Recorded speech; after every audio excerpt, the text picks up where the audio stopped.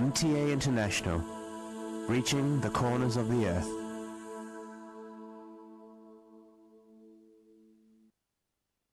صلی علی رسولنا صلی علی محمد صلی علی نبینا صلی علی محمد صلی علی کریمنا صلی علی محمد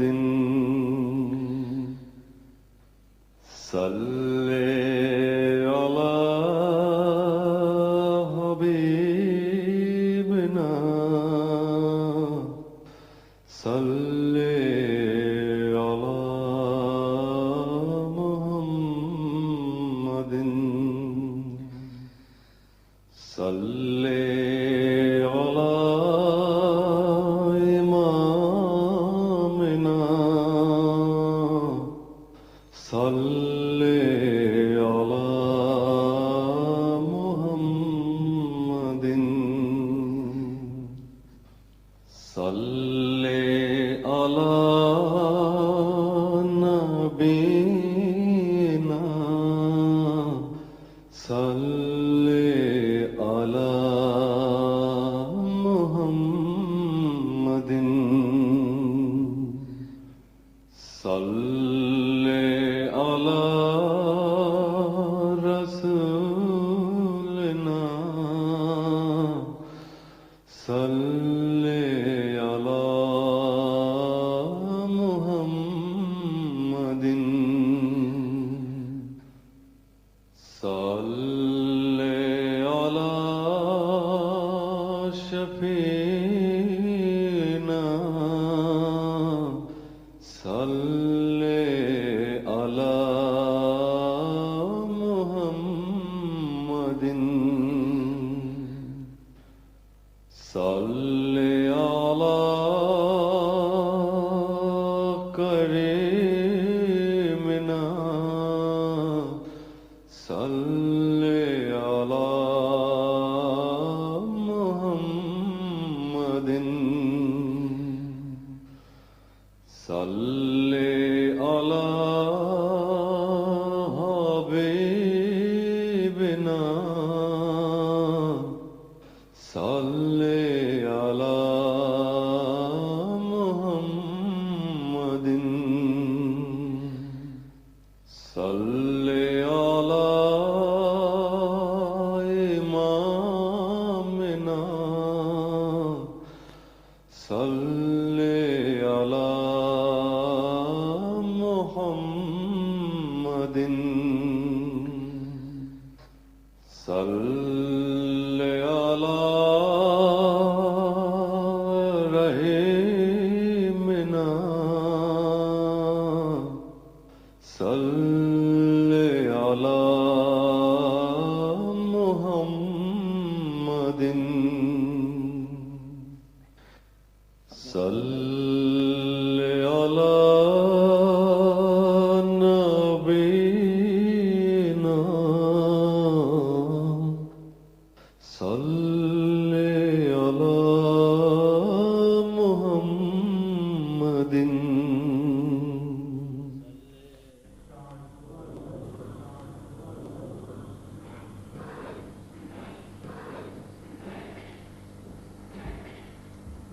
السلام علیکم ورحمۃ اللہ. اذان دے دیں. اذان دے دیں.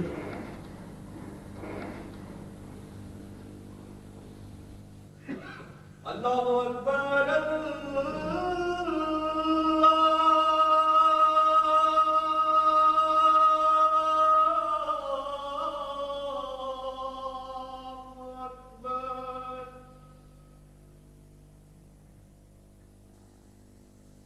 اللہ اکبر اللہ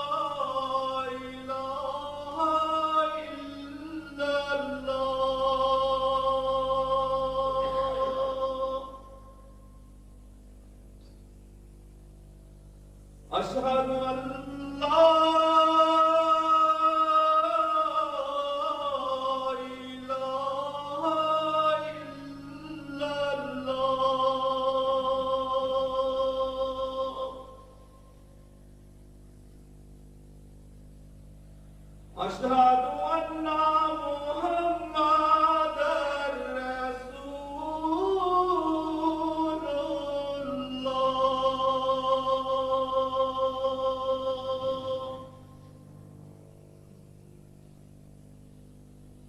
أشهد أن محمدا رسول الله.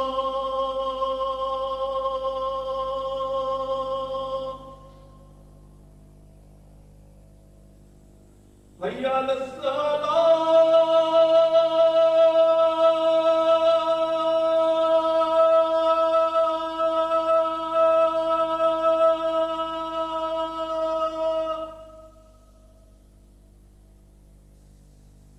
حي على الصلاة.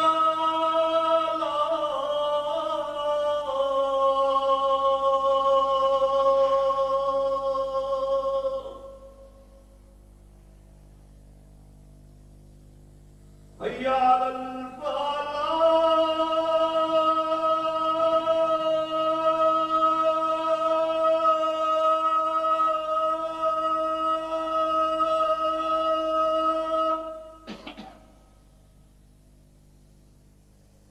حي على الفلاح.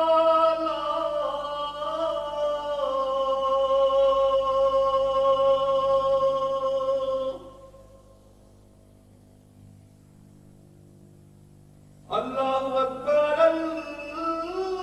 الله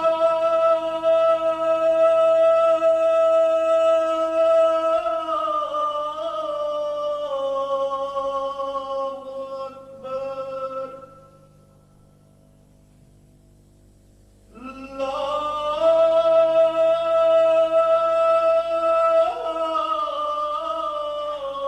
إله إلا الله.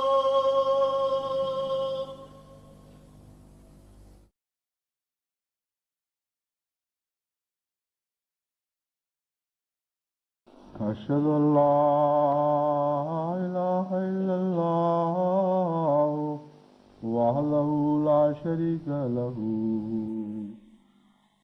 وأشهد أن محمدا عبده ورسوله. أما بعد فأعوذ بالله من الشيطان الرجيم.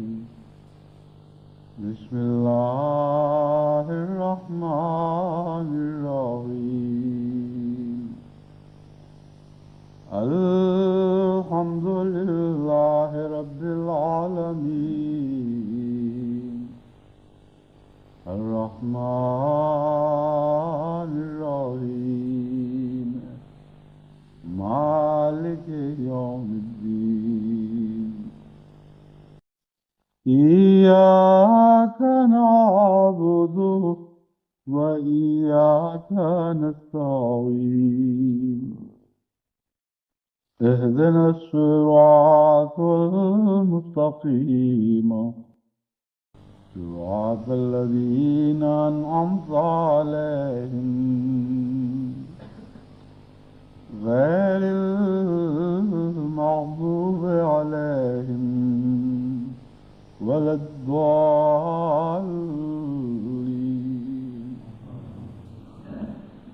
ومن أظلم ممن منع مساجد الله أن يذكر فيها اسمه وسعى في خرابها.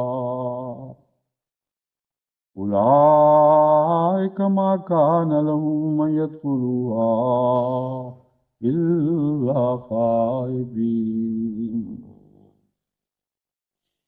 ما كان لهم أن يدخلوها إلا خائفين. لهم في الدنيا خزي ولهم في الآخرة عذاب عظيم. ولله المشرق والمغرب فأينما تولوا فثم وجه الله ان اللہ واسع علیم.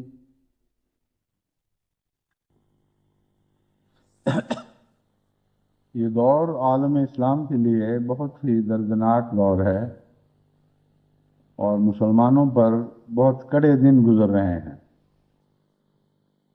ایک لمبا عرصہ ہو گیا ایک مصیبتوں کا اور ابتلاؤں کا سلسلہ جو جاری ہوا ہے وہ ختم ہونے میں نہیں آتا.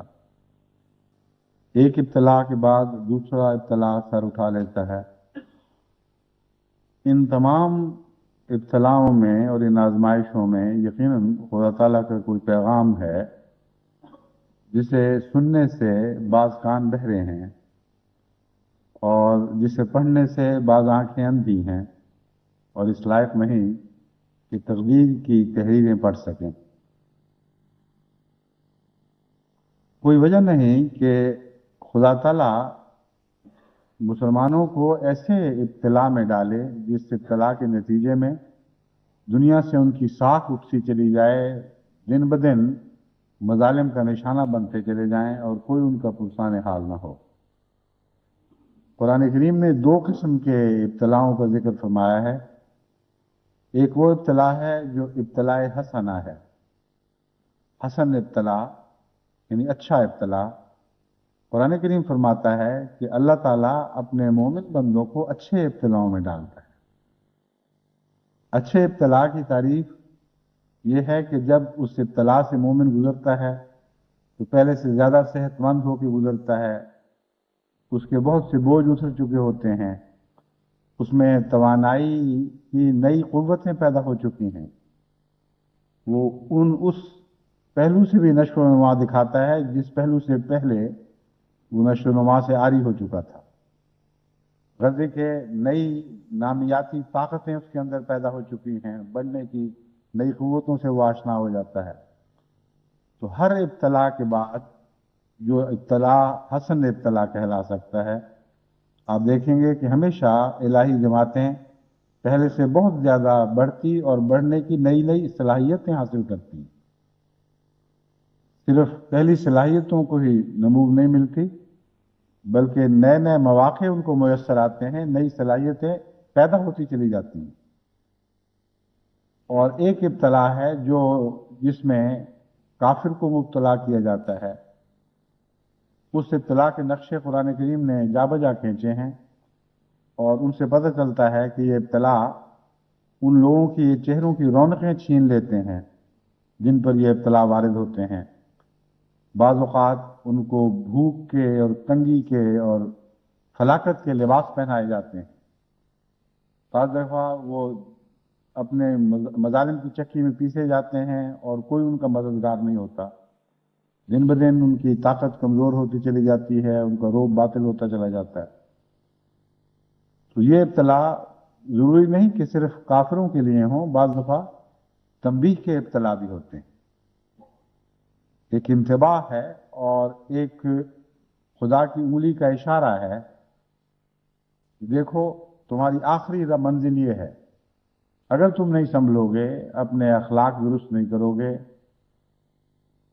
ان ہدایات پر عمل پیرا نہیں ہوگے جو میں نے تمہیں دی ہیں، تو پھر اس بد انجام کے لیے تیار ہو جاؤ. اس معاملے پر غور کرتے ہوئے مجھے سمجھ آئی کہ قرآن کریم کا دراصل ہر ابتلا فائدے ہی کا ابتلا ہے. ان معنوں میں تو اس ابتلا میں تنبیہ پائی جاتی. مومن کے ابتلا میں دوسرے مومنوں کے لیے ایک نصیحت ہے کہ خدا کی خاطر تنگ ہونے والے، دقتیں اٹھانے والے کبھی ضائع نہیں جاتے، وہ ہمیشہ پہلے سے بڑھ کر ترقی کرتے ہیں. ہر دکھ کے پیچھے خوشیاں ان کا انتظار کرتی ہیں. تو باقی مومن جب اس ابتلا کو دیکھتے ہیں تو ان کے حوصلے بڑھتے ہیں، وہ ابتلاؤں کے لیے پہلے سے بڑھ کر اپنے آپ کو تیار ہی نہیں بلکہ آمادہ پاتے ہیں. اور کافروں کو بھی جو ابتلا ملتے ہیں جو بالآخر ان کو صفحہ ہستی سے مٹا دیتے ہیں، بعض دفعہ بہت بدحال میں چھوڑ دیتے ہیں، ان کے اندر بھی خیر کا پہلو ضرور ہے. اور قرآن کریم نے اس خیر کا ذکر فرمایا ہے کہ ہم بار بار یہ اس لیے کرتے ہیں کہ شاید ان میں سے کوئی صاحب عقل ایسے ہوں जिनको बात समझ आ जाए, शायद कुछ खाबीदा लोग बेदार हो जाएं और सारी कौम को ना सही कुछ को तो ये इब्तला फ़ायदा पहुंचा दें और भटके हुओं को खुदा के रास्ते पर वापस ले आए। और वाक़या ये है कि इन ऐसे इब्तलाओं में महज शर ही नहीं जो काफिरों के लिए मुक़द्दर हो, खैर के पहलू भी हैं, और बहुत से हैं, अगरचे बहुत ज़्यादा नहीं, जो इन इब्तलाओं से फ़ायदा उठाकर नसीहत पकड़ते हैं और सच्चाई की तरफ लौट आते हैं। तो दर्जे हैं ये दरअसल। अगर उन इलाही जमातों को इब्तला पेश हों जो बुनियादी तौर पर सच्ची हैं लेकिन फासिक हो चुकी हैं और खुदा के रास्ते से हट चुकी हैं, तो उन इब्तलाओं में सज़ा का पहलू ज़्यादा दिखाई देता है और नशो नुमा का कम दिखाई देता है, लेकिन तंबीह का पहलू बहरहाल मौजूद है, नसीहत का पहलू मौजूद है। वो लोग जो खुदा से ताल्लुक़ काट लेते हैं, उनके इब्तला में सज़ा का पहलू बहुत नुमायाँ होता है और नसीहत का पहलू कम दिखाई देता है। और वो लोग जो खुदा के ख़ास बंदे हैं, खुदा की प्यारी कौमें हैं, उन पर जब इब्तला आते हैं तो उनमें खैर का पहलू नुमायाँ होता है, लेकिन कुछ शर का पहलू भी मौजूद रहता है।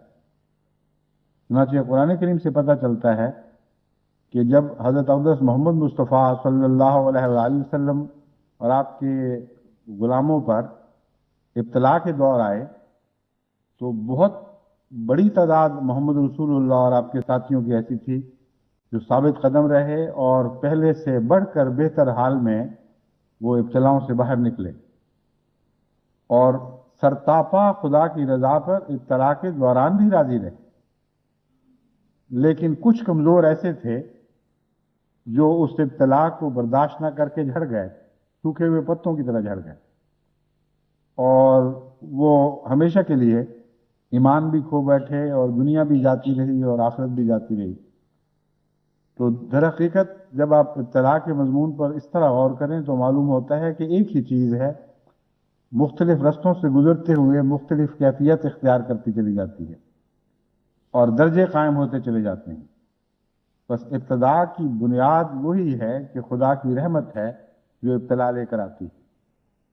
उस रहमत से फ़ायदा उठाने वाले अव्वलीन बहुत ज़्यादा फ़ायदा उठाते हैं और कम हैं जो नुकसान उठाते हैं। फिर वो लोग आ जाते हैं, उनकी मंजिल आती है जब इब्तला उनके दौर में से गुजरता है, तो वो नीम दरून नीम बरून कैफियत के लोग हैं, दीन से ताल्लुक़ भी है और फिर दूरी भी है, खुदा को मानते भी हैं और फिस्क़ व फुजूर भी है।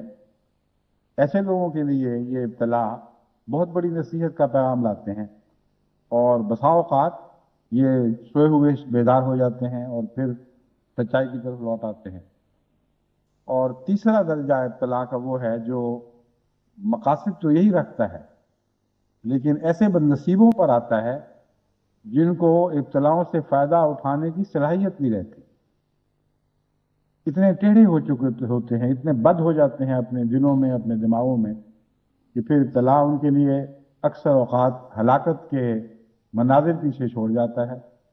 शाज़ ही हैं वो, जैसा कि कुरान करीम फरमाता है, जो नसीहत पकड़ते हैं। इस उसूली तालीम को और इस खुदा की इस तकदीर को पेश नज़र रखते हुए जब हम मुसलमानों के इब्तलाओं की मौजूदा हालत पर गौर करते हैं तो यकीनन खुदा की किसी नाराज़गी का हाथ तो साफ दिखाई देने लगता है। ये वैसा इब्तला तो बहरहाल नहीं, या वैसे इब्तलाओं का दौर तो बहरहाल नहीं जो अव्वलीन की सूरत की तारीख़ में हमने देखा। हज़रत अक़दस मोहम्मद मुस्तफ़ा सल्लल्लाहु अलैहि वसल्लम और आपके ग़ुलामों पर जो इब्तलाओं के दौर आए थे, उनकी तो सूरतें इन इब्तलाओं से बिल्कुल मुख्तलिफ। सरसी नज़र से देखो तो कोई भी कदर मुश्तरक दिखाई नहीं देती, गौर से देखो तो फिर मालूम होता है कि खुदा की खैर का हाथ इन इब्तलाओं में भी कार फरमा है, लेकिन फ़ायदा उठाने वाले कम हैं। उन्होंने इब्तला खैर के पहलू को ढांप लिया है और वो दिखाई नहीं देता। کیونکہ بدوں نے اپنی بدی کے نتیجے میں ابتلاء کے پہلو کو دھندلا دیا ہے اور گدلا کر دیا ہے، خیر کے پہلو کو دھندلا دیا ہے اور گدلا کر دیا ہے۔ یہ وہ صورت ہے جو آج ظاہر ہو رہی ہے، ورنہ ناممکن ہے کہ حضرت اقدس محمد رسول اللہ صلی اللہ علیہ وآلہ وسلم کی قوم ایسے مصائب کا شکار ہوتی۔ اب اجودھیا کی مسجد سے متعلق جو خبریں کچھ عرصے سے آ رہی ہیں، ان کے نتیجے میں دنیا کے کسی کونے میں کسی مذہب سے، کس فرقے سے تعلق رکھنے والا مسلمان ہی کیوں نہ ہو، ہر ایک کا دل خون ہے۔ لیکن سوال یہ ہے کہ خدا کی مدد کیوں نہیں آ رہی؟ کیوں اللہ تعالیٰ اس ابتلاء کے نتیجے میں مسلمانوں کی ساکھ کمزور ہونے دے رہا ہے اور دنیا کے سامنے ان کو بالکل بے بس اور نہتھا کر کے دکھا رہا ہے؟ اس بات پر غور کرتے ہوئے آپ کو سچائی کے ساتھ، تقویٰ کے ساتھ صورتحال کا تجزیہ کرنا ہوگا۔ جہاں تک بابری مسجد کے منہدم کرنے کا تعلق ہے، اس میں کوئی شک نہیں کہ خدا کے گھر کو منہدم کر کے شرک کی آماجگاہ بنا دینا ایک بہت بڑا ظلم ہے، لیکن خدا کی تقدیر بعض دفعہ اس ظلم کو ہونے دیتی اور برداشت کرتی، اس لیے کہ اس دور کے لوگ اس بات کے اہل نہیں کہ خدا کی تقدیر ان کے حق میں اٹھ کھڑی ہو اور ان کے حق میں غیر معمولی کرشمے دکھائے۔ سب سے معزز خدا کی عبادت کا گھر وہ ہے جس کو اثر نو حضرت ابراہیم اور حضرت اسماعیل علیہ السلام نے اپنے ہاتھوں سے کھڑا کیا اور اس کو دوبارہ ایک عبادت گاہ کی صورت میں اپنی محنت سے اثر نو مکمل کیا۔ یعنی تھا تو پہلے ہی، لیکن منہدم ہو چکا تھا، گر گیا تھا، تعمیر نو چاہتا تھا۔ بس وہ تعمیر نو خدا کے ایک برگزیدہ نبی اور اس کے ایک برگزیدہ نبی بیٹے نے مل کر کی تھی۔ وہ توحید کا مرکز تھا، اس غرض سے قائم کیا گیا کہ تمام دنیا کو توحید کا پیغام پہنچائے۔ لیکن آپ جانتے ہیں کہ کتنے 100 سال تک وہ شرک کی آماجگاہ بنا رہا، کتنے بت تھے جو اس میں رکھے گئے۔ بیان کیا جاتا ہے کہ ہر دن کے لیے ایک الگ بت وہاں نصب کیا گیا تھا، یعنی سال میں جتنے دن ہیں اتنے ہی انواع و اقسام کے بت وہاں گاڑ دیے گئے تھے، اور توحید کا مرکز سب سے بڑا شرک کا مرکز بنا دیا گیا تھا۔ اور اس بات پر سینکڑوں سال گزر گئے اور بظاہر خدا کی غیرت جوش میں نہیں آئی، اور بظاہر کوئی ایسی چیز دکھائی نہیں دیتی جس کے نتیجے میں ہم سمجھتے ہوں کہ اللہ تعالیٰ نے دوبارہ اس خدا واحد و یگانہ کی عبادت کے گھر کو عبادت کرنے والوں کے سپرد کر دیا ہو اور بتوں کو باہر نکال پھینکا ہو۔ آگے بڑھتے ہیں تو حضرت اقدس محمد مصطفیٰ صلی اللہ علیہ وآلہ وسلم کا انقلاب آفرین دور آتا ہے، جو اس قرآن کی اصطلاح میں سات تھی، یہ قیامت تھی جو برپا ہو گئی۔ صدیوں کے مردے زندہ کیے گئے، بہت تھے جو موت کے چنگل میں تھے، ان کو موت کے چنگل سے رہائی بخشی گئی، ایک عظیم روحانی انقلاب برپا ہوا۔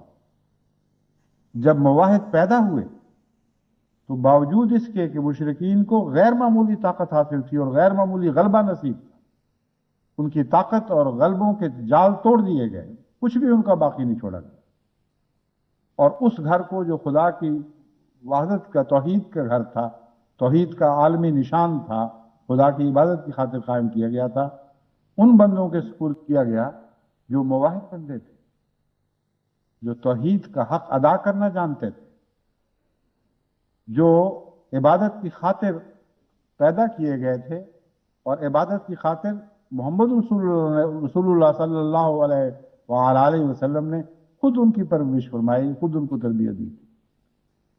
بس جب وہ مواحدین دنیا میں آ گئے جو اس گھر کے لائق تھے، تو اس گھر کو غیر اللہ سے آزاد کروا دیا گیا۔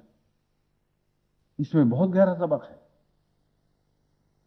سبق اس میں یہ ہے کہ ظاہری چیزوں کا ایک مرتبہ اور مقام اس لیے بنتا ہے کہ کچھ لوگ نیک ان سے وابستہ ہوتے ہیں، کچھ پاک بندے ان سے وابستہ ہوتے ہیں تو وہ جگہ مقدس کہلاتی ہیں، کچھ بد اور گندے لوگ ان سے وابستہ ہوتے ہیں تو وہ چیزیں پلید کہلاتی ہیں۔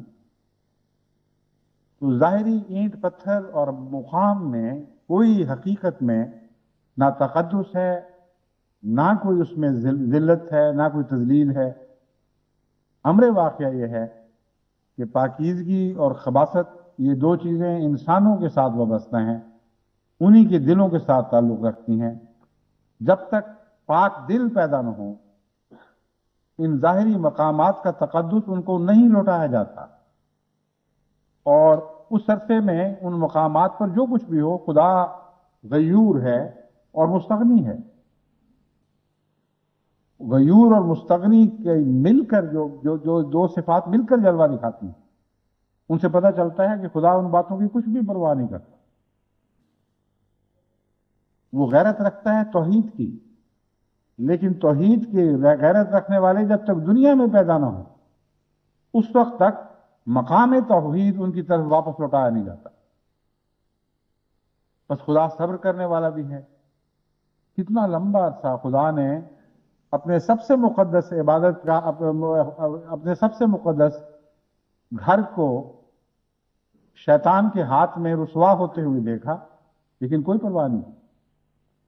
لیکن جب محمد رسول اللہ صلی اللہ علیہ وآلہ وسلم اور آپ کے ساتھی پیدا ہوئے تو کس شان کے ساتھ غیر اللہ کو اٹھا کر باہر پھینک دیا اور کچھ بھی باقی نہیں رہا، یعنی شیطان اور اس کے ساتھیوں کا کچھ بھی باقی وہاں نہیں چھوڑ دیا۔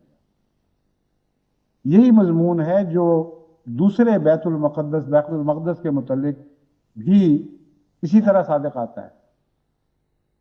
وہ بیت المقدس جو خانہ کعبہ کے بعد دوسرا مقام ایسا ہے جو سب سے زیادہ عبادت کرنے والوں کی نگاہ میں عزیز ہے، جو فلسطین میں واقع ہے، اس کے متعلق بھی قرآن کریم کی یہی پیشگوئی ہے کہ ہم نے یہ لکھ چھوڑا ہے کہ ہم یہ گھر اپنے عبادت کرنے والوں کو واپس کریں۔ عباد اللہ المخلصین جب تک پیدا نہیں ہوں گے اس وقت تک خدا کو کچھ بھی پرواہ نہیں ہے کن لوگوں کے ہاتھوں میں رہتا ہے۔ تو دیکھیے ایک ہی خدا ہے، اس کا ایک ہی کلام ہے، یعنی قرآن کریم، اس کی مختلف آیات مختلف مواقع پر نازل ہوتی ہیں، مختلف بظاہر مختلف مضامین سے تعلق رکھتی ہیں، لیکن بنیادی طور پر کس طرح ایک دوسرے کے ساتھ منسلک ہیں اور ایک ہی اصول پر مبنی ہیں، اور ایک ہی اصول کے متعلق بنی نوع انسان کو پیغام دے رہی ہیں۔ مختلف جہتوں سے وہ پیغام آ رہے ہیں، مگر پیغام فی ذات ہی ایک ہی ہیں۔ عبادت کرنے والے پیدا ہوں گے تو ممکن نہیں ہے کہ غیر اللہ کا مساجد پر قبضہ رہے، عبادت گاہوں پر قبضہ رہے۔ اگر سچی عبادت کرنے والے نہیں ہوں گے یا خدا سے تعلق بگڑ چکے ہوں گے تو پھر خدا کی غیرت کوئی جوش نہیں دکھاتی۔ اس کی طرف عالم اسلام کو توجہ کرنی چاہیے اور فکر کرنی چاہیے، اپنے رد عمل کا جائزہ لینا چاہیے، معلوم کرنا چاہیے کہ کس حد تک خدا کی خاطر انہوں نے ایسا کیا، کس حد تک قومی دشمنیوں اور دیرینہ عداوتوں کے نتیجے میں ایسا کیا گیا۔ اگر خدا کے گھر کی محبت کے نتیجے میں کوئی رد عمل دکھایا جائے اور رد عمل دکھانے والا مخلص ہو اور خدا کی محبت میں واقعتاً سرشار ہو تو خدا کی تائید اس کے لیے ضرور اس کی حمایت میں ضرور کھڑی ہو۔ ناممکن ہے کہ اسے پشت پناہی کے بغیر خالی چھوڑ دیا جائے۔ بس اس وقت جو نظارہ دکھائی دے رہا ہے وہ ایسا ہی ہے جیسے مسلمانوں کا کوئی یار و مددگار نہیں رہا، حالانکہ قرآن کریم فرماتا ہے کہ مسلمان اور غیر مسلم میں بنیادی فرق یہ ہے کہ غیروں کا کوئی مولا نہیں، لیکن مومنین کا مولا ہے، جو خدا کے ہیں ان کا ایک والی، ان کا ایک مددگار، ان کا ایک نصیر موجود۔ بے سہارا لوگوں کے حالات اور ہوا کرتے ہیں، سہارے والوں کے اور ہوا کرتے ہیں۔ اور وہ جن کی پشت پر خدا کھڑا ہو، کیسے ممکن ہے کہ ان کے حالات بے سہاروں والے ہو جائیں؟ بس بنیادی فکر کا پیغام یہ ہے کہ کیا ہماری پشت پر خدا نہیں رہا؟ یعنی عالم اسلام کو اس بات پر غور کرنا چاہیے، اگر نہیں رہا تو کیوں نہیں رہا؟ وہ تو بے وفائی کرنے والا خدا نہیں ہے، یقیناً ہم نے بے وفائی کی۔ بس مرض کو پکڑے بغیر جتنے چاہیں ہاتھ پاؤں ماریں، جس دنیا کے جس طبیب سے چاہیں علاج کروا بیٹھیں، ہرگز آپ کو فائدہ نہیں پہنچے گا۔ مرض کہیں اور واقع ہے، علاج کہیں اور ہو۔ رد عمل خالصتاً خدا کی خاطر نہیں۔ اگر رد عمل خدا کی خاطر ہوتے تو ہندوستان میں اگر مسلمانوں کو زندہ آگ میں جلایا گیا تو پاکستان میں ایک واقعہ بھی ایسا نہیں ہونا چاہیے تھا کہ کسی ہندو کو زندہ آگ میں جلایا جاتا۔ جو بد نمونے ان لوگوں نے دکھائے، اسلام کی تعلیم اس بات کی مسلمان کو اجازت ہی نہیں دیتی کہ وہ بد نمونے تم اپنی جگہ دکھاؤ۔ قرآن کی تعلیم بالکل واضح اور کھلی ہے، اور ایسی عظیم الشان انصاف پر مبنی تعلیم ہے کہ اس کی کوئی مثال دنیا کی کسی اور کتاب میں دکھائی نہیں دیتی۔ انتقام کی اجازت ہے، مگر ان لوگوں سے جن لوگوں نے وہ جرم کیا۔ وہ لوگ جو اس جرم میں ملوث نہیں ہیں، ان سے ظالموں کا انتقام لینا ایک نیا ظلم ہے۔ اسے انتقامی کارروائی نہیں کہا جاتا۔ بس اگر کوئی کسی مسلمان کو آگ میں ڈالتا ہے، یا ہندو یا سکھ یا عیسائی کو آگ میں ڈالتا ہے، اس حد تک اس سے انتقام لینا جائز ہے کہ اس ظالم کو پکڑ آگ میں پھینکا جائے اور اسی طرح اس کو موت کی سزا دی جائے جس طرح اس نے ناحق ایک مظلوم انسان کو موت کے منہ میں جھونکا تھا۔ لیکن اس کی جگہ کسی اور مقام پر کسی اور معصوم کو پکڑ کر اس سے وہی سلوک کیا جائے، یہ تو کسی قیمت پر کسی پہلو سے بھی جائز فعل قرار نہیں دیا جا سکتا۔ قرآن اس کی مذمت فرماتا ہے، حضرت محمد رسول اللہ صلی اللہ علیہ وسلم کو اسوہ حسنہ اس کی مذمت فرماتا ہے۔ کبھی حضرت اقدس محمد رسول اللہ صلی اللہ علیہ وسلم نے ایک ظالم اور خبیث کا بدلہ کسی اور معصوم سے نہیں لیا۔ پھر عالم اسلام تو عبادت گاہوں کے تقدس کی حفاظت کرتا ہے۔ ظلم کی حد ہے کہ ایک جگہ اگر بعض مساجد جلائی گئیں تو دوسری جگہ ان کی عبادت گاہیں مسمار کر دی گئیں۔ اس کا نتیجہ کیا نکلا؟ اس کا نتیجہ یہ نکلا کہ جن جگہوں پر ایک یا دو مسجدیں منہدم ہوئی تھیں، یعنی ہندوستان میں جب مسلمانوں نے مندر جلانے کا رد عمل دکھایا تو 20 اور مساجد اس کے نتیجے میں منہدم کر دی گئی۔ یہ ایک موٹی عقل سے تعلق رکھنے والی بات ہے۔ عقل کا تقاضا ہے کہ انسان صورتحال کا جائزہ لے کر ایسا انتقام نہ لے جس سے اس کے مظلوم بھائی اور مصیبتوں میں مبتلا ہو جائیں۔ جس گھر کی تقدس کی خاطر، یعنی خدا کے گھر کی تقدس کی خاطر وہ کوئی اقدام کرتا ہے، ایسی جوابی کارروائی تو نہیں ہونی چاہیے کہ اور بھی کثرت سے خدا کے گھر منہدم کروائے جائیں۔ بس ایک جاہلانہ فعل ہے۔ اگر عالم اسلام یہ رد عمل دکھاتا کہ ان کو کہتا کہ تم انسان نہیں ہو اگر، تو ہم تو انسان ہیں، تمہاری بتوں نے تربیت کی ہے اگر کوئی بت ہیں، ہماری خدا واحدہ لا شریک نے تربیت کی ہے، ہماری محمد رسول اللہ نے تربیت کی، ہم ان بدبختیوں میں مبتلا نہیں ہو سکتے جن میں تم ہو رہے ہو۔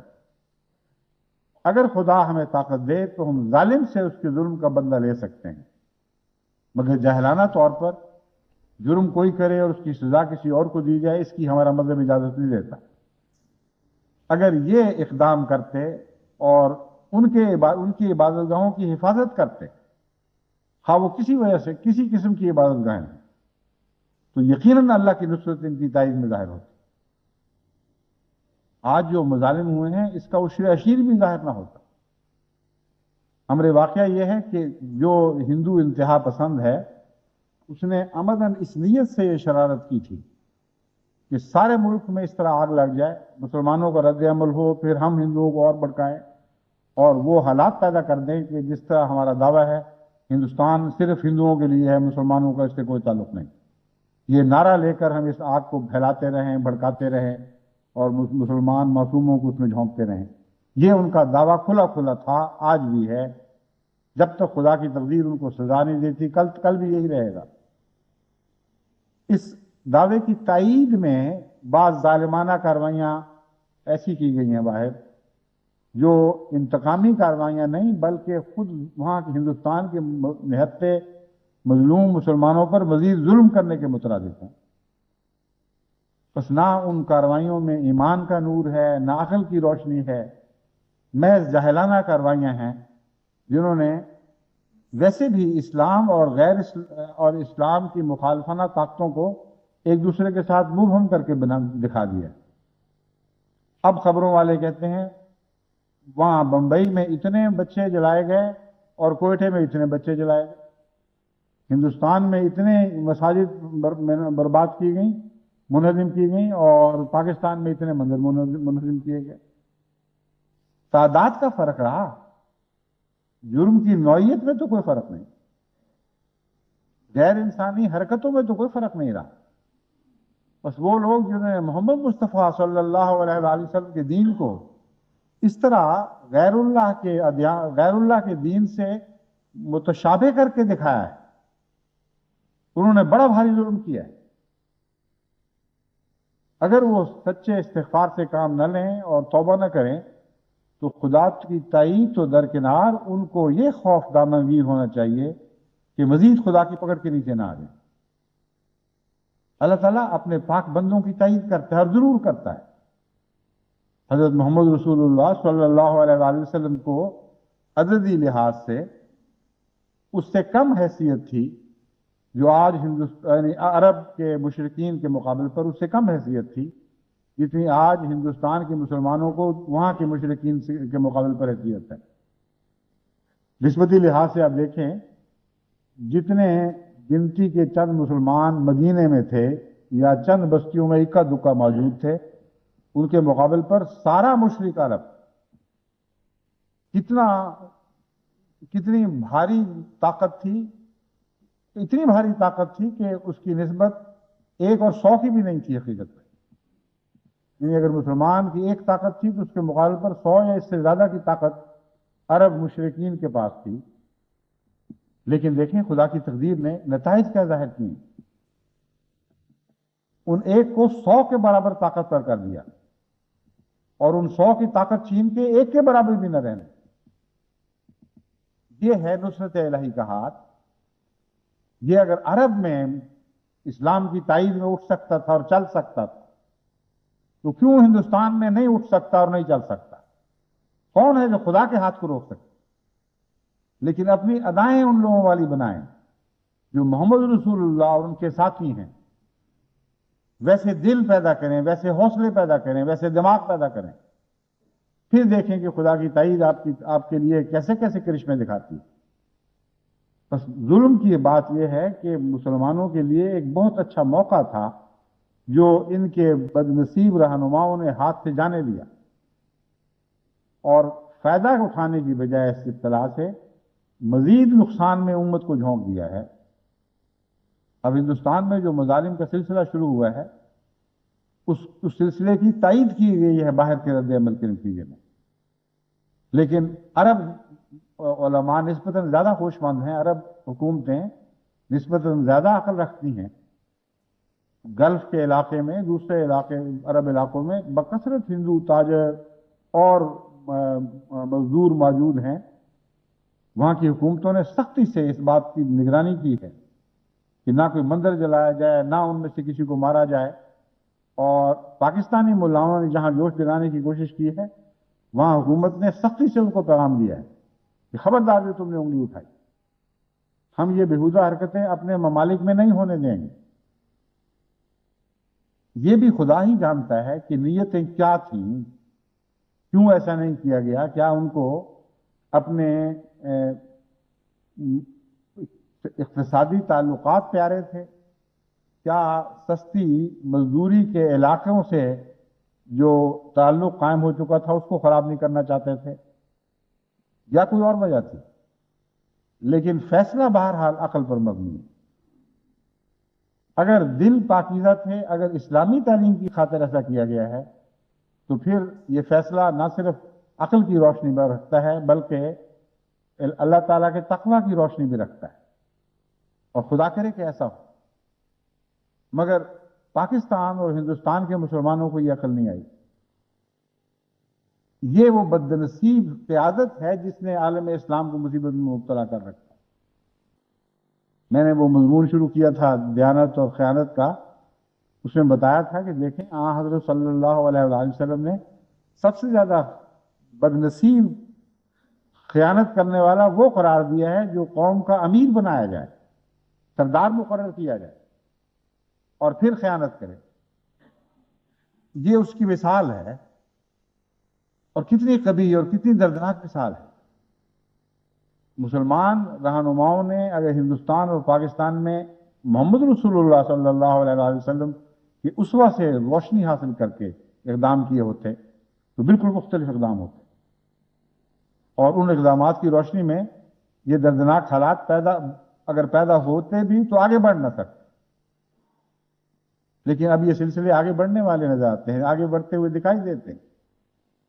اتنے دردناک مظالم مسلمانوں پر ہو رہے ہیں کہ مجھے جو وہاں کی جماعتوں کے احباب کی طرف سے خطوط ملتے ہیں، ان سے پڑھ کر پتہ چلتا ہے کہ اخبارات میں تو کچھ بھی نہیں، آنکھوں دیکھا حال جن لوگوں نے لکھا ہے، بہت ہی دردناک حالات، اور معلوم ہوتا ہے کہ یہ رکنے والے نہیں، یہ آگے بڑھیں گے، اور اس میں گہری سازشیں ہیں۔ لیکن باوجود اس کے کہ یہ لوگ مشرک ہیں، باوجود اس کے کہ فی الحقیقت اسلام سے دشمنی رکھتے ہیں، اور اس کے علاوہ پاکستان سے ایک روایتی دشمنی چلی آ رہی ہے جو اس مذہبی دشمنی پر مستضاد ہے، لیکن پھر بھی ان کی حکومتوں کو، ان کے سربراہوں کو اتنی عقل ضرور ہے کہ دنیا کو منہ دکھانے کے لیے کچھ نہ کچھ کوشش کریں۔ وہ اپنے عیوب کو، اپنی غلطیوں کو اس طرح ڈھانپ کر آگے بڑھتے ہیں کہ دیکھنے والے کو بتا سکیں کہ ہاں یہ بدیاں تو ہیں لیکن ہمارے اختیار سے باہر تھیں، ہم ان کی تائید میں نہیں ہیں۔ چنانچہ اس وقت تک جو مبصرین نے بیان کیا ہے اس سے معلوم ہوتا ہے کہ اجودھیا کی مسجد کے سلسلے میں مرکزی حکومت نے آنکھیں بند کی اور واقعہ ہونے دیا، اور یو پی کی حکومت پوری طرح اس میں ملوث تھی، لیکن مرکزی حکومت نے اس کی مذمت ضرور کی، اور واقعہ ہونے کے مان بعد اس حکومت کو برطرف کر دیا۔ یہ بھی مذہبی کارروائی نہیں تھی، کسی نیکی پر مبنی نہیں تھی، مگر کم سے کم عقل پر مبنی ضرور تھی۔ ایک قانونی سہارا انہوں نے لیا کہ جس صوبے میں براہ راست ہمارا عمل دخل نہیں ہے، اس میں ہونے والے واقعہ سے متعلق ہم متنبع کرتے رہیں، صوبے کو بتاتے رہیں کہ ایسا نہیں ہونا چاہیے، اور جب ہوا اسی وقت ہم نے اس حکومت کو معطل کر دیا اور اسی وقت دوسری کارروائی شروع کر دی، یعنی دنیا کو دکھانے کے لیے ایک معقول طرز عمل، خواہ وہ گہرا تھا یا سطحی تھا، ایسا ضرور پیش کیا گیا ہے جسے دنیا کی جو رائے عامہ ہے اس پر اچھا اثر پڑ سکتا ہے۔ گو کسی حد تک دنیا یہ کہہ سکتی ہے کہ آپ نے عمدن ایسا ہونے دیا، آپ نے شرارت میں دراصل شریک ہیں، سیاسی انتقام لینا چاہتے تھے اس صوبے کی حکومت سے، اس سیاسی انتقام لینے کی خاطر آپ نے خود اس واقعہ کو اسے آنکھیں بند رکھی، پتہ تھا کہ ہوگا لیکن جان کر ہونے دیا، یہ بھی کہا جا سکتا ہے۔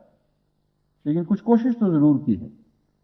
وہاں کے اخبارات نے جو تبصرے کیے ہیں ان سے پتہ چلتا ہے کہ ساری قوم میں ایک ندامت کا احساس بھی موجود ہے، ایک حیا بھی ہے جس کا ذکر کیا جا رہا ہے، اور بعض اخبارات نے یہاں تک لکھا ہے کہ ایسے داغ لگ گئے ہیں ہمارے کردار پر اب.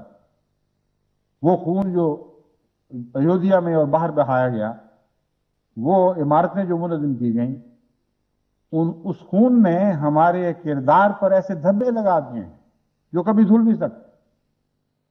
ان عمارتوں نے منہدم ہو کر ہماری قومی کردار کی تعمیر کو منہدم کر دیا ہے، اور اب مشکل سے یہ تعمیر نو ہوگی.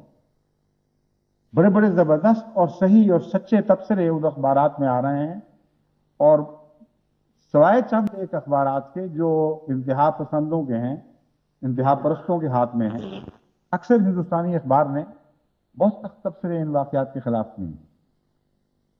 لیکن افسوس ہے کہ مسلمانوں کو ایسے مواقع پر، مسلمان رہنماؤں کو عقل نہیں آتی، اور کھلے بندوں مساجد سے اعلان کیے جا رہے ہیں کہ اٹھو، جہاد کا وقت آ گیا، برباد کر دو، مٹا دو، اور چڑھ دوڑو ان پر، اور جوابی کارروائیوں کے لیے تیار ہو.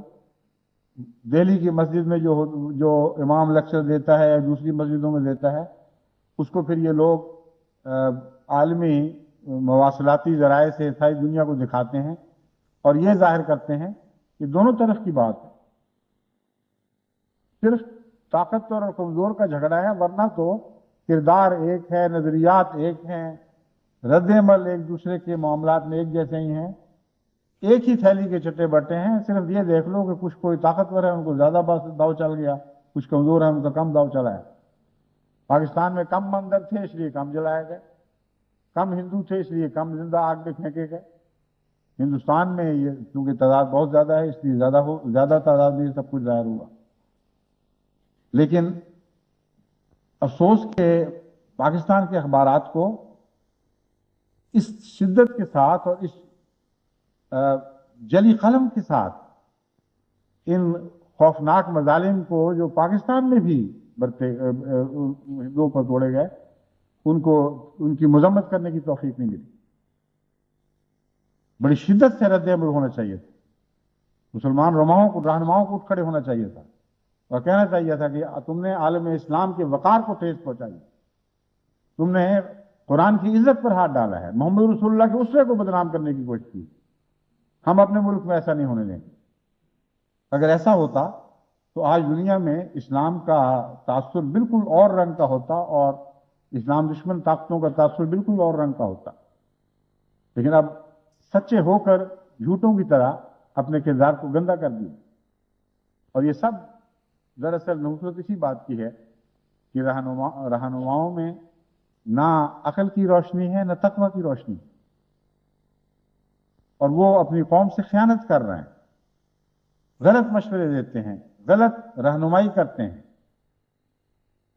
اور جب کوئی مسئلہ ایسا پیدا ہوتا ہے جب قوم کو صحیح رہنمائی کی ضرورت ہوتی ہے، غلط رستے پر ڈال دیتے ہیں. پیدر پہ مسلمان ٹھوکر کھا رہا ہے. اگر یہ بات غلط ہو اور وہ سچے مشورے دے رہے ہوں اور صحیح سمت پر قوم کو ڈال رہے ہوں، تو جیسا کہ میں نے بیان کیا، ناممکن ہے کہ اللہ تعالیٰ کی تائید آسمان سے ظاہر نہ ہو. بس جب تم غیروں کی طرح ہو جاؤ گے تو خدا کو کیا ضرورت ہے کہ تمہاری تائید میں اعجاز دکھائے، آسمان سے معجزے نازل ہو. تو ان لوگوں کے لیے ہوتے ہیں جو اپنے کردار میں اعجاز دکھایا کرتے ہیں، خارق عادت تعلق اللہ سے باندھا کرتے ہیں.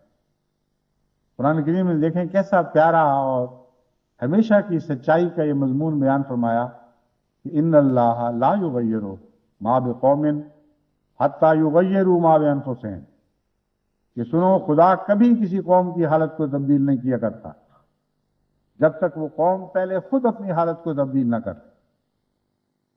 اس مضمون کا زیادہ تعلق نعمت اور نعمت کے جاتے رہنے سے ہے، کیونکہ ایک اور آیت میں اسی مضمون کو اس طرح تفصیل سے بیان فرمایا گیا. خدا تعالیٰ فرماتا ہے کہ میں نے جو نعمتیں عطا کر دی ہیں اپنے بندوں کو، ہدایت کا نور بخشا، اس نور کے نتیجے میں ان کے ذہن بھی روشن ہو گئے، ان کے قلوب بھی روشن ہو گئے، ان کا ماحول خدا اللہ تعالیٰ کے نور کی رحمت اور برکت سے روشنی کے ہر پہلو میں ترقی کرتا چلا گیا. یعنی دنیاوی پہلو میں بھی اسے بھی روشن کیے گئے، اور دینی پہلو سے بھی روشن کیے گئے، اور روحانی پہلو سے بھی روشن کیے گئے. یہ وہ نعمت ہے جو آسمان سے نازل ہوئی تھی۔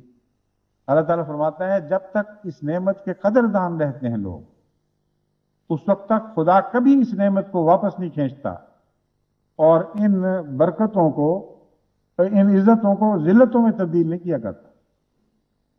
ہاں، جب قوم اپنے کردار بدلتی تو پھر اللہ تعالیٰ کی رحمت بھی اپنا اسلوب بدل لیتی ہے، ان سے اپنے تعلق کاٹ لیتی ہے، ان سے اور قسم کے معاملات شروع کرتی۔ بس یہ وہ خدا تعالیٰ کی تنبیہ ہے جس کے متعلق، جس کو پیش نظر رکھ کر آج بھی مسلمانوں کو اپنے حالات پر غور کرنا چاہیے۔ جب تک وہ سچے عبادت کرنے والے نہ بنیں گے، جب تک خدا کے گھروں سے ان کا تعلق حقیقی اور اخلاص کا نہیں ہوگا، جب تک مخلصین لہ الدین بن کر نہیں دکھائیں گے، اللہ کی تائید ان کے لیے ظاہر نہیں ہوگی۔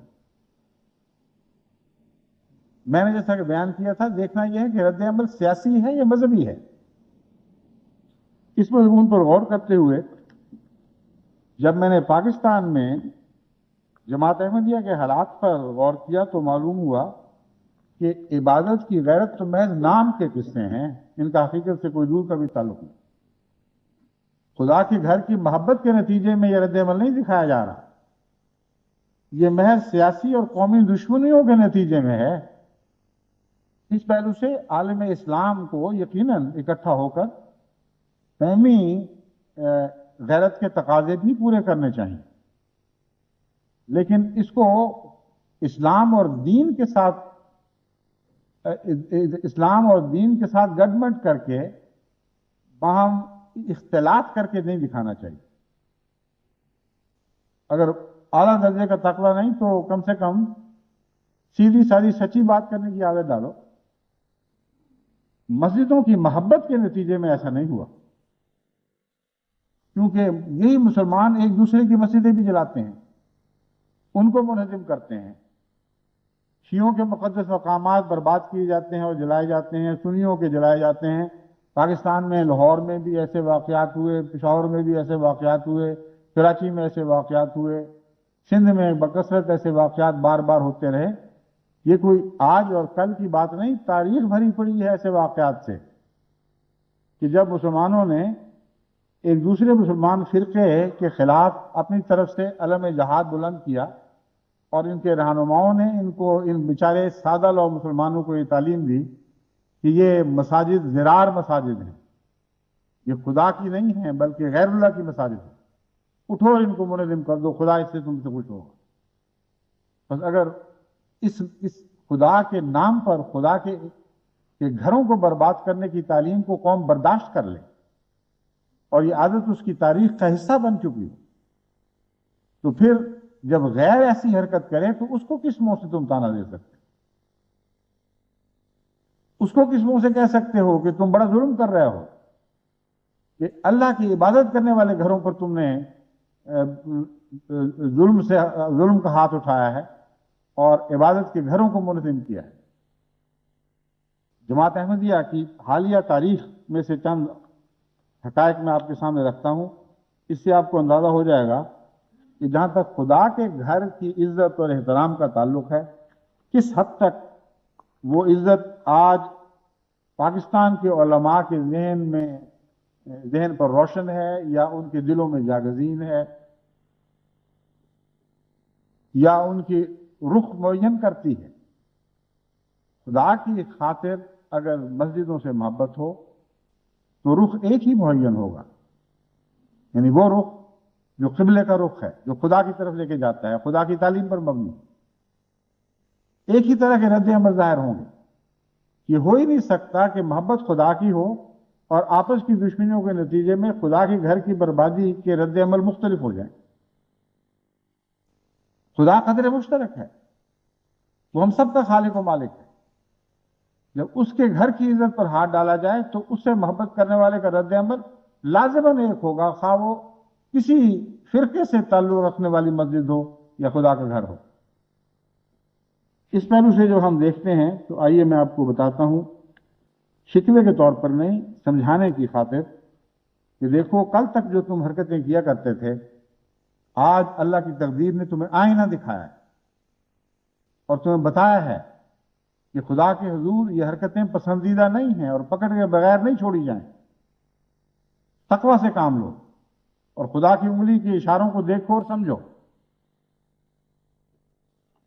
پاکستان میں جو احمدی مساجد شہید کی گئی ہیں ان میں سے ایک احمدیہ مسجد راہے والی، ایک باگڑ سرگانہ، ایک مردان، ایک گلارچی، ایک علی پور چٹھا، ایک مری، ایک بچیانہ، ایک ننکانہ صاحب، ایک چکسو 563، 163 MB تحصیل ضلع وہاڑی. مختلف وقتوں میں یہ مسجدیں منظم کی گئیں اور بعض جگہ ایسا ہوا کہ اس کا ملبہ بھی لوگ اٹھا کر بلے بھاگے. مسجد مردان جب منظم کی گئی ہے تو سارا دن کی کارروائی تھی، بہت بڑی مضبوط مسجد تھی. اسے پلید کہہ کر شہید کروایا گیا اور ساری پلید چیزیں چور لے کر بھاگ گئے. راجشاہی کی بنگلہ دیش میں جب مسجد شہید کی گئی اسی طرح کی گئی، پلید کر کے اس کو شہید کر دیا گیا اور ساری پلید چیزیں اپنے گھروں کی عمارتوں کی زینت بنا دی گئی. بس سوال یہ ہے کہ یہ واقعہ ہونے میں کتنی دیر لگی تھی؟ کیا اس وقت پاکستان میں کوئی حکومت موجود نہیں تھی؟ کیا ان علماء کو جنہوں نے ان مسجدوں کو شہید کرنے کی تعلیم دی تھی ان کو علم نہیں تھا کہ یہ خدا کی عبادت کے گھر ہیں اور خدا کی عبادت کے لیے لوگ یہاں اکٹھے ہوتے ہیں؟ کیا یہ مساجد نہیں تھی؟ جانتے ہیں کہ مساجد تھی، کیونکہ جیسا کہ دوسرے قواعد ثابت کریں گے بکثرت احمدیوں کی مساجد چھین لی گئیں اور ان میں اب غیر احمدی علماء نمازیں پڑھاتے اور غیر احمدی نمازیں پڑھنے والے نمازیں پڑھتے ہیں. اگر وہ مسجدیں نہیں تھیں تو مندروں میں تو عبادت کرنے کا ہم کو کوئی حق نہیں. کثرت سے ایسی مساجد ہیں جن پر قبضہ کیا گیا، وہاں باقاعدہ ان کو اپنایا گیا اور اسے وہ قبلہ بھی وہی ہے کیونکہ پہلے بھی وہی قبلہ تھا. وہی گنبد ہیں جو پہلے تھے، وہی منار ہیں جن سے پہلے اذان دی جاتی، انہی مناروں سے اذانیں دی جاتی. کوئی بھی فرق نہیں. گویا کہ ان کا فعل اقرار کر رہا ہے، کھلم کھلا اقرار کر رہا ہے کہ احمدیوں کی مساجد بھی مساجد ہی، کہاں منہ سے ان کا جو مرضی نام رکھ دیں. اور ان مساجد میں نماز نہ صرف جائز بلکہ ہمارے لیے خدا تعالیٰ نے گویا یہ حق مقرر کر دیا ہے کہ ان مساجد کو اپنائیں، چھینیں اور ان پر قبضہ کر کے ہم خدا کی عبادت ان میں کیا کریں. یہ کسی کو خیال نہیں آتا کہ چوری کی مال پہ عبادت کیسے ہو سکتی، ڈاکے کے مال پہ کیسے عبادت ہو سکتی. لیکن یہ تو الگ باتیں ہیں. میں یہ سمجھانا چاہتا ہوں کہ 10 مساجد اس وقت میرے علم میں ہیں جن کے نام میں نے پڑھ کے سنائے ہیں، ان کو منظم کیا گیا اور بعض ان میں سے ایسی ہیں جن میں 24 گھنٹے تک کارروائی جاری رہی اور کوئی حکومت وہاں نظر دکھائی نہیں دیتی تھی. اگر دکھائی دیتی تھی تو مسجدیں مسمار کرنے والوں کی تائید میں دکھائی دیتی. چنانچہ ہمارے پاس تصویریں ہیں، مردان کی مسجد شہید ہو رہی ہے، لوگ اٹھا کر چوری کے مال لے جا رہے ہیں اور پولیس کھڑی ہے ساتھ حفاظت کر رہی ہے کہ کہیں کوئی آ کر ان پر حملہ آور نہ ہو جائے. حالانکہ جو نمازی تھے ان ساروں کو قید کر لیا گیا تھا، بچوں کو بھی بڑوں کو بھی سب کو اکٹھا سمیٹ سماٹ کر ٹرکوں میں بھر کے حوالات میں بھیجا جا چکا تھا اور جب تک یہ مسجد کی کارروائی مکمل نہیں ہوئی ان کو چھوڑا نہیں گیا. اتنے احتیاط کے ساتھ یہ سارے کام ہوئے اور آج پاکستان کے اخبار یہ لکھ رہے ہیں کہ اجودھیا میں جو واقعہ گزرا یہ اچانک تو نہیں ہو گیا. کہاں تھی حکومت اس وقت؟ جو منہدم کی گئی ہے مسجد یہ کوئی 1 گھنٹے آدھے گھنٹے کی کارروائی تو نہیں تھی. اس پہ تو پورا دن لگ گیا ہوگا یا 2 دن لگ گئے ہوں گے. کیا ہندوستان میں اس وقت کوئی حکومت نہیں تھی؟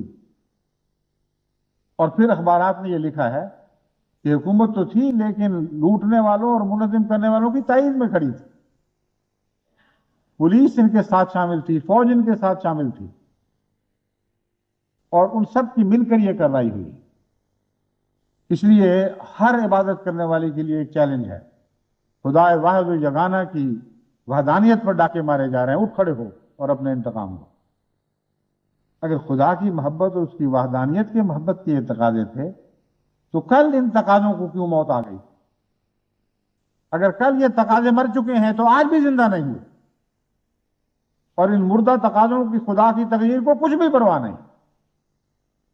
جب ایک جگہ تم خدا کے گھر کا تقدس لوٹنے والوں سے محبت اور پیار کا سلوک کرتے ہو، ان کو اپنی تائید مہیا کرتے ہو، ان کی پشت پناہی کرتے ہو، تو کل جب تمہارے ساتھ یہ ہوگا تو کس طرح خدا سے توقع رکھتے ہو کہ خدا کی تقدیر تمہاری پشت پناہی پر آ کھڑی ہوگی؟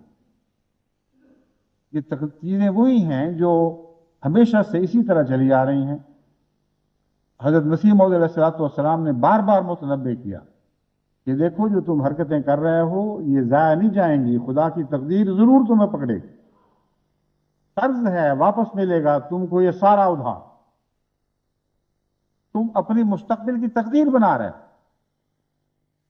حقیقت یہ ہے کہ آج کا خائن عالم ہے جو کل کی مسلمانوں کی بربادی کا ذمہ دار ہے، اور کل کا خائن عالم تھا جو آج کی مسلمانوں کی بربادی کا ذمہ دار ہے۔ اس خائن کو پکڑو، اس سے حساب لو۔ اگر تم اس خائن سے حساب لوگے تو خدا تعالیٰ کا حساب تمہاری تائید میں اٹھ کھڑا ہو، خدا تعالیٰ کی تقدیر تمہاری تائید میں اٹھ کھڑی ہوگی، اور تمہارے مخالفوں سے حساب لیا جائے، ورنہ تم تو خود حساب دینے کے مقام پر آ کھڑے ہوئے۔ ایک واقعہ نہیں، دو واقعہ نہیں، بار بار مساجد کی بے حرمتی کی گئی، ان کو ظلموں کا نشانہ بنایا گیا، عبادت کرنے والوں کو رستوں میں گھسیٹا گیا، ان کو مارا گیا، ان کو اس بات کی سزا دی گئی کہ کیوں تم خدا کی عبادت کر رہے تھے۔ اور اب جب یہ سب کچھ ہو رہا ہے تو اچانک غیرت دینی اٹھ کھڑی ہوئی ہے اور ساری دنیا میں شور برپا کر دیا گیا ہے کہ ہم مسجدوں کی بے حرمتی برداشت نہیں کر سکتے۔ اپنے ہاتھوں سے کرتے رہے اور کرتے ہو، کیا اس کا یہ نتیجہ نکالا جائے گا کہ خدا تعالیٰ نے یہ فرمان جاری فرما دیا ہے کہ میری عبادت گاہوں کی بے حرمتی کا حق صرف مسلمانوں کا ہے، ساری دنیا میں ان کو کھلی چھٹی ہے، جب چاہیں میری عبادت کے گھر کو مسمار کریں، برباد کریں، قرآن کریم کو جلائیں، گلیوں میں پھینکیں، کسی اسلامی حکومت کا حق نہیں ہے کہ ان کو سرزنش کرے۔ لیکن ہاں غیروں کو حق نہیں ہے کہ وہ کوئی خدا کا معبد تباہ کریں، وہ جب کریں گے تو تمہیں جوابی کارروائی کا حق ہے، تم کرو گے تو تمہاری اپنی چیز ہے، کیوں نہ کرو، خدا کے گھر اور کس کا ہے، تمہارا ہی تو ہے، جو چاہو اس پر کر گزرو۔ جیسے کہا گیا ہے کہ تو مشق ناز کر، خون دو عالم میری گردن پر، گویا خدا ان کو یہ کہتا ہے کہ میرے تقدس کو برباد کرتے رہو، اس کا خون میں اپنی گردن پر لیتا ہوں، میں تمہیں کہتا ہوں جاؤ اٹھو اور جو مرضی کرو، تم مالک ہو، تمہاری چیز ہے، جو چاہو کرتے ہو، ہاں غیروں کو نہ کرنے دیں، غیر کریں گے تو پھر غیرت دکھانا۔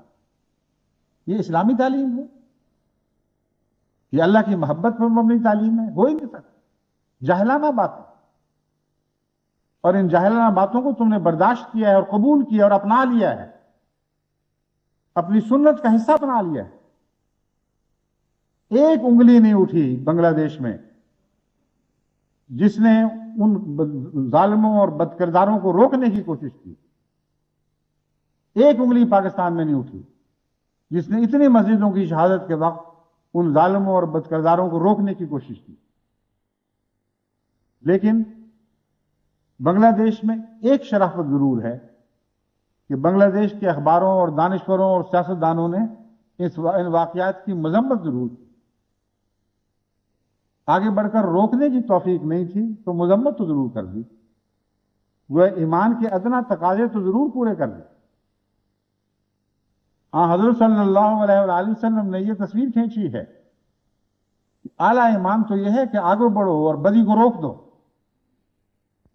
اگر ہاتھ سے نہیں روک سکتے تو زبان سے روکو، کم سے کم اگر زبان سے نہیں روک سکتے تو برا تو مناؤ۔ پاکستان میں کتنے ہیں جنہوں نے زبان سے روکا ہو، جنہوں نے آواز اٹھائی ہو، اب کہیں کہیں یہ آواز اٹھنے لگی ہے، مگر اس سے پہلے تو مکمل خاموشی تھی۔ بس یہ بھی تو باتیں ہیں جن کی طرف دھیان جاتا ہے، اور اس وجہ سے میں ان حقائق کو جو بہت تلخ ہیں آپ کے سامنے رکھ رہا ہوں کہ حقیقت میں ان کا مسلمانوں کے اس بدقسمتی کے دور کا علاج یہ ہے کہ مسلمان رہنماؤں کو ان غلطیوں کی طرف متوجہ کیا جائے اور مشورہ دیا جائے کہ بیماری یہاں واقع ہے، اس بیماری کو دور کرنے کی طرف توجہ دو، پھر خدا کا فضل ضرور نازل ہوگا۔ وہ مساجد جو ہندوستان میں منظم کی گئی ہیں وہ ہمارے دل پر اس سے زیادہ گراں وہ ظلم ہمارے دل پر اس سے زیادہ گراں گزر رہے ہیں جو تمہارے دلوں پر گزر رہے ہیں، کیونکہ ہمیں خدا کی عبادت سے محبت ہے، عبادت گاہوں سے تعلق ہے۔ دنیا میں کہیں بھی کوئی عبادت گاہ مسمار کی جائے گی تو احمدی کے دل پر اس کا ملبہ اس طرح گرے گا جیسے اس کے دل پر چوٹ لگانے کی خاطر ایک ایک اینٹ اوپر سے گر رہی ہے۔ لیکن تمہیں تو عادت ہے، تمہیں تو اس بات کا ایک تجربہ ہے کہ کس طرح گھر برباد کیے جاتے ہیں، تمہیں کیوں تکلیف ہو رہی ہے؟ بس احمدی کو تکلیف ہے، تکلیف کی وجہ سے یہ میں بات بیان کر رہا ہوں۔ میں جانتا ہوں اس کے سوا حل ہی کوئی نہیں۔ اگر تم بعد نہیں آؤ گے، اپنی اصلاح نہیں کرو گے، خدا کے تعلق کی بنا پر اپنے سوچ کی، اپنے قدروں کی اصلاح نہیں کرو گے، اگر اپنے قبلے درست نہیں کرو گے، اسی طرح بھٹکتے رہو گے، اسی طرح ظلم کا شکار رہو گے۔ تقوی سے کام لو اور تقوی کی حکومت کو قائم کرو۔ آج سارے پاکستان کے اخبار ہندوستان کو تانا دے رہے ہیں کہ کیا ہوئی تمہاری سیکولر حکومت، کیا ہوا تمہارا سیکولر فلسفہ؟ اس ملبے کے ڈھیر کے نیچے تمہارا سیکولرزم بھی دب کے مر گیا۔ لیکن کل احمدی مساجد جو مسمار ہو رہی تھی ان کے ملبے کے نیچے کیا چیز دب کے مری؟ کبھی تم نے سوچا ہے؟ وہ اسلام جس کا تم دعویٰ کر رہے تھے، وہ فرضی اسلام اس ملبوں کے ڈھیر کے نظر ہو گیا تھا۔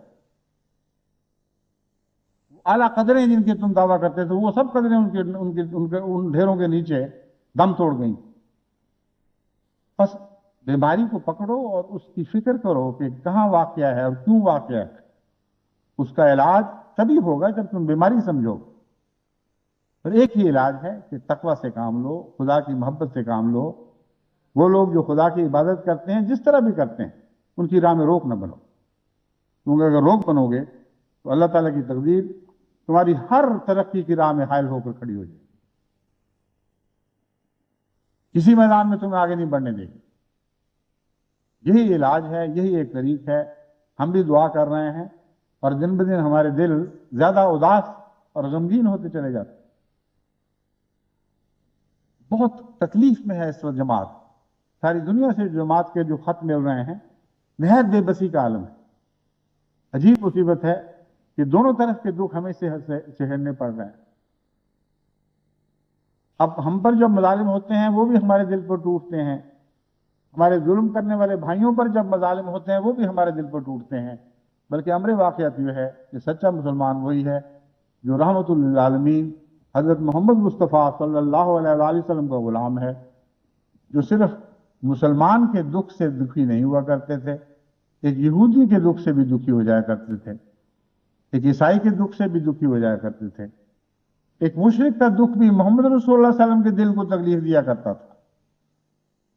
اس رحمت للعالمین سے اپنا تعلق باندھو، اسی میں تمہاری نجات ہے، اور اسی کے ساتھ تمام اسلام کی ترقی کے راز وابستہ ہیں۔ ان رازوں کو سمجھو، اس پیغام کو سمجھو، اللہ تعالیٰ تمہیں ہر میدان میں ترقی عطا فرماتا چلا جائے گا۔ خدا کرے کہ جلد اہل اسلام کو ہوش آئے۔ ہم تو یہ کہتے کہتے مسیح موعود کے الفاظ میں تھک گئے ہیں، یہ باتیں کہتے کہتے کوئی اثر نہیں دکھاتا۔ شاید خدا کی ہماری دعائیں کام کر جائیں، شاید خدا کی تقدیر کبھی کوئی ایسا جھٹکا ان کو دے کہ جس سے آنکھیں کھلیں اور اس جھٹکے کے نتیجے میں خابیدگی کی حالت تبدیل ہو اور آنکھیں کھول کر یہ گرد و پیش میں ہونے والے واقعات کو دیکھ سکیں اور سمجھ سکیں اور ان پیغامات سے استفادے کی توفیق مانیں۔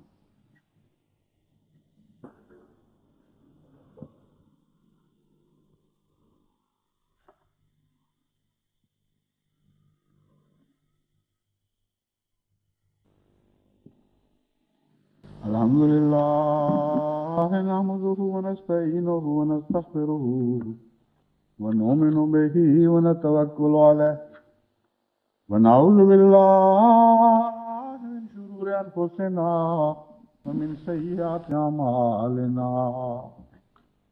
من يهده الله فلا مضل له ومن يضلله فلا هادي له ونشهد أن لا إله إلا الله وحده لا شريك له ونشهد أن محمدا عبده ورسوله عباد الله